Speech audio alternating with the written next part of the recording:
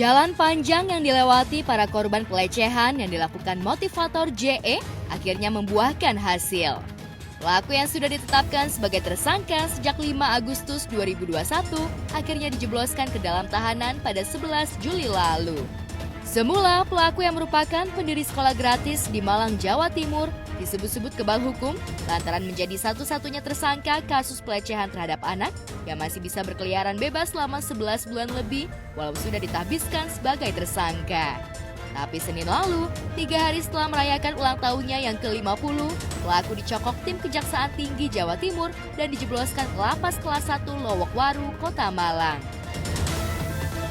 Sayangnya setelah ditetapkan itu juga tidak ditahan. Sampai pada proses persidangan, Anda bisa bayangkan 19 kali persidangan, sudah kita minta supaya majelis hakim menahan, sudah juga jaksa penuntut umum meminta pengadilan menahan, tetapi tidak ditahan. Sakit hati kami, akhirnya 16 lewat 45 menit kemarin, itu Saudara Dibianto harus mempertanggungjawabkan perbuatan hukumnya yang merendahkan martabat anak-anak dan perempuan. Kita akan paling curiga sama orang tatoan. Kalau saya kayak gini, begajulan, tatoan. Kita kan berpikiran stigma. Kalau di Indonesia kan pikirannya stigma, prejudis. Kita kan orangnya hobinya menghakimi. Gembel, udah pasti dia penjahat. Gitu kan mikirnya. Kita nggak mau mikir jahat. Masa sih tokoh agama, masa sih motivator, masa sih nyatanya. Jutaan netizen, terlebih anak-anak Indonesia, merasa lega lantaran sebelum diamankan pihak berwajib, pelaku JE diduga terus mengintimidasi sejumlah saksi korban. Mulai dari iming-iming akan diberi uang dan disekolahkan ke luar negeri, sampai ancaman kekerasan fisik dilakukan oleh pelaku kepada sejumlah saksi korban. Majelis hakim yang membebaskan pelaku karena pertimbangan terdakwa berkelakuan baik, kooperatif, tidak kabur dan tidak menghilangkan barang bukti, terpaksa menahan motivator yang sempat dijuluki Sultan Malang itu. Sementara itu, pihak korban maupun Komnas Pelindungan Anak menganggap keputusan majelis hakim terkesan terlambat. Pasalnya, menurut undang-undang, tersangka diancam hukuman lebih dari 5 tahun patut dijebloskan ke dalam tahanan. Pertama-tama gue mengapresiasi beliau-beliau yang akhirnya menangkap tersangka tadi malam. Tidak ada kata terlambat. Oke, kita anggap saja terima kasih. Akhirnya beliau dikandangkan. Yang begitu hampir lama, yang membosankan dan menakutkan, mengecilkan hati, akhirnya kemarin selain tersangka dan terdakwa dia sudah ditahan sesuai dengan prosedur hukum yang seharusnya dia lakukan, dia rasakan atau dia laksanakan. Penahanan terhadap pelaku JE sangat melegakan para saksi korban. Tak ayal, korban yang mengaku mengalami pelecehan dari pelaku dari 2009 hingga 2021, kini semakin banyak yang speak up kepada publik maupun pihak kepolisian. Dari 45 korban, kini sudah 15 korban yang berani mengungkapkan tindak pelecehan yang mereka alami dari pelaku. Wah, ini kasus kejahatan luar biasa atau extraordinary crime, tentu tidak mudah ya mendorong supaya korban-korban itu speak up gitu ya. Tetapi harus betul-betul itu kerja keras kita, dukungan masyarakat, termasuk bagaimana Komnas Perlindungan Anak memberikan pendekatan, memberikan akses supaya korban-korban itu mau speak up. Gue nggak tahu ya, gue berandai-andai. Andai dia bukan orang punya, andai dia bukan orang yang dikenal, mungkin udah dari kapan-kapan kali diangkut ya, kita nggak tahu gitu. Gue cuma bisa berharap semoga apa yang dia miliki, nama yang dia punya, uang yang dia punya, teman-teman atau backing yang dia punya tidak mempengaruhi nanti hasil sidang atau putusan apapun gitu. Karena korbannya seperti tadi udah dijelasin kan, sampai jumlah laporan bisa sampai 40-an. Kini, 2 dari 45 korban yang konsisten ingin memberikan efek jera kepada pelaku bisa bernafas lega karena pernyataan mereka tentang aksi bejat terdakwa sempat dituding pansos dan mencemarkan nama besar JE. Bahkan saat mereka tampil di podcast Deddy Corbuzier, banyak pihak yang menyebut tangis mereka palsu. Jadi gini Om, waktu saya sekolah di sana kan JE itu udah intens sejak kelas 2 SMA. Saya kelas 2 SMA di situ. Dan memang di situ JE ini seringkali mencari jadi bibit-bibit di situ yang memang bisa dididik khusus seperti itu. Nah, kemudian di situ saya dipanggil. Nah, sebenarnya bukan hanya saya, tapi ada teman-teman saya juga yang dipanggil satu persatu.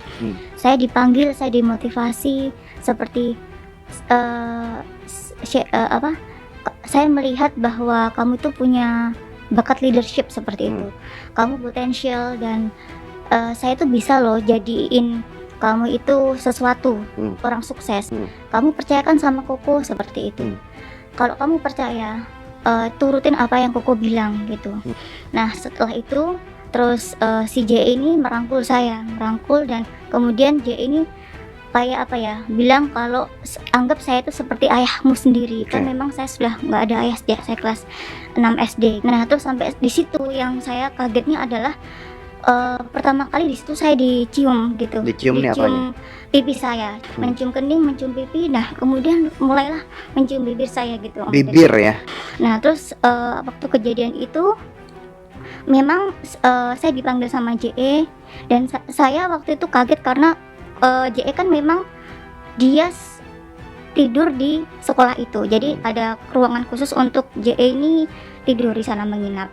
Nah, saya dipanggil di situ keadaan sudah gelap. Tangan saya langsung ditarik gitu ke dalam ruangan itu gitu. Jadi langsung kayak seperti yang kemarin saya sudah ceritakan. Didorong?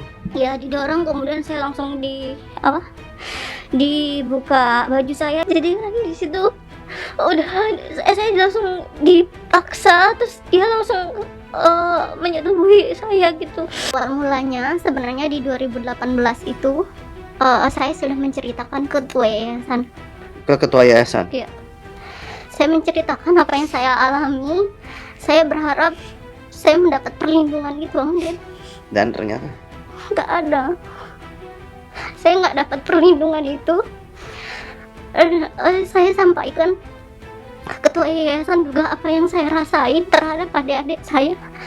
Kita kan sekolah ke sana, kita sekolah gratis. Harapan orang tua, keluarga kita kan pengen sekolah kita berhasil gitu. Saya sampaikan ke ketua yayasan bahwa saya sakit ngelihat adik-adik saya, kakak-kakak kelas saya itu jadi korban gitu, karena saya tahu benar, saya nggak dengar cerita itu, saya alamin sendiri gitu. Gini, gue sering sekali melakukan yang namanya pendampingan korban tuh kan udah sering dan lama banget ya. Dua ini sebenarnya menurut gue keren. Gue tadi ketemu mereka, gue bilang gini, jangan berpikir pasti menang ya. Menang itu tidak selalu di pengadilan lo dianggap menang, tapi menurut gue kalian menang karena lo memulai sesuatu. Di Indonesia kan seperti itu, kadang-kadang nggak ada yang lapor. Begitu mereka memulai melapor, banyak kan yang lapor langsung berapa puluh gitu kan.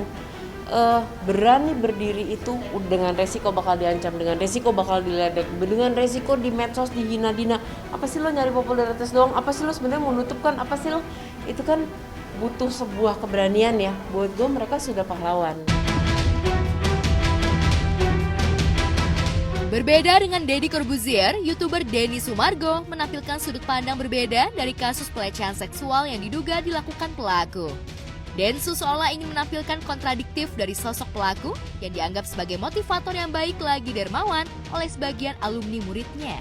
Tapi judul podcast Densu terkesan ambigu hingga menuai kritikan pedas netizen.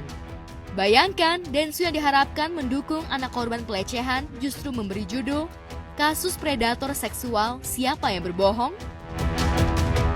Jadi memang kita merasa dalam tanda kutip terusik ya gitu, karena sebetulnya case yang terjadi itu adalah saat ini sedang ditangani oleh pihak yang berwenang. Nah kemudian sesudah itu naik memang jadi dampaknya cukup kaget lah ya, cukup besar buat kami, terutama psikis dari yang masih sekolah ya, gitu. Untuk siswa-siswi yang sedang berada di asrama dan menggantungkan harapannya untuk bersekolah ini kan jadi galau. Ya semuanya jadi nggak bagus lah. Iya, dan simpel pikiran mereka. Terus kalau misalkan nanti dampaknya sekolah jadi dibekukan misalkan, terus saya mau sekolah di mana, mau hidup di mana, sedangkan kami ini di sana benar-benar gratis menghidupi anak-anak yatim piatu dan yang tidak mampu. Bisa jadi Densu memberi judul demikian untuk memancing penonton, bukan untuk melemahkan mental saksi korban. Nah, yang aku pengen tanya adalah, pernah nggak sih kamu melihat ada teman-temanmu ya yang mengalami kondisi diperlakukan dengan tidak baik, terutama yang wanita, mengenai pelecehan? Pernah nggak? Saya Kamu tidak pernah sama sekali. Tidak pernah sama sekali. Dan berita itu meledak ya, Iya. makanya waktu itu ya kita semua yang di sana kaget, ini kenapa gitu. Rekan pelaku memang sempat menjadi saksi yang meringankan JE. Sementara belasan saksi yang terdiri dari saksi korban, saksi ahli, dan saksi yang mengetahui aksi pelecehan itu juga sudah dihadirkan di persidangan. Kak Seto yang hadir sebagai saksi ahli yang sempat dituding Aris Merdeka Sirait membela JE akhirnya menggelontorkan video klarifikasi. Pada kesempatan ini izinkanlah saya untuk menjelaskan mengenai kesaksian saya sebagai psikolog pada persidangan kasus Sekolah Selamat Pagi Indonesia pada hari Senin 4 Juli tahun 2022 di Pengadilan Negeri Malang. Apakah benar Kak Seto mendukung? Saya tegaskan, saya tidak membela atau mendukung terdakwa. Sekali lagi, saya tegaskan, saya tidak mendukung atau membela terdakwa. Bahkan saya mendesak ke pengadilan, kalau terbukti terdakwa JE bersalah, mohon pengadilan berani menghukum terdakwa JE seberat-berat. Mudah-mudahan semua kesalahpahaman ini menjadi jelas. Kedua, saya hadir di sana sebagai ahli, bukan sebagai saksi. Bukan pula sebagai saksi ahli, karena sebutan saksi ahli itu tidak pernah ada. Ahli sama sekali tidak ada kepentingan untuk membela siapapun juga atau meringankan ataupun memberatkan siapapun juga. Ahli berpikir dan bekerja yaitu menjawab pertanyaan semata-mata berpatokan pada nalar keilmuan. Atas bagaimana prediksi Aris Merdeka dan Melanie Subono tentang tuntutan hukuman JPU terhadap pelaku? Benarkah mereka yakin JE bakal dituntut hukuman lebih dari 15 tahun penjara? Kita saat ini sedang menunggu tanggal 20 Juli nanti adalah pembacaan tuntutan dari jaksa penuntut umum. Mudah-mudahan ini dapat dukungan dari semua, bukan saja emak-emak di Indonesia, tetapi seluruh rakyat Indonesia, demikian juga anak Indonesia, sebagai bagian dari bagaimana kita perang memutus mata rantai kekerasan terhadap anak, sehingga nanti tanggal 20 hari Rabu 20 Juli jaksa penuntut umum akan menuntut saudara Julianto itu dengan tuntutan maksimal, sehingga hakim akan memutuskan minggu depannya itu akan juga maksimal demi keadilan bagi anak-anak Indonesia. Itu harapan kita. Masih ada 2 kali sidang lagi.